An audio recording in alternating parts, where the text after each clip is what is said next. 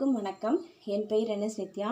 இன்னைக்கு ஜூலை 15 கர்ம வீரர் காமராசர் அவர்களின் பிறந்த தினம். இன்னைக்கு அவங்கள பற்றி நான் எழுதின ஒரு கவிதை. அகில இந்திய காங்கிரஸ் கட்சியின் பலமுறை தலைவரே, ஆளும் திறமையில் உமக்கு நிகர் நீரே, இதயங்களில் பல இதயங்களில் நீங்கா இடம் பிடித்த உத்தமரே, ஈடாய் உமக்கு இவ்வுலகில் உள்ளவர் எவரே. உணவு மதிய உணவு திட்டத்தால் குழந்தைகளின் வயிற்றை குளிர வைத்தீர். ஊர்களில் அணைகள் கட்டி பலரை வாழ வைத்தீர். எளிமைக்கு நீவீர்தான் எடுத்துக்காட்டு. ஏங்குகின்றது எங்கள் மனம், உங்களைப் போல் ஒரு தலைவரை காட்டு.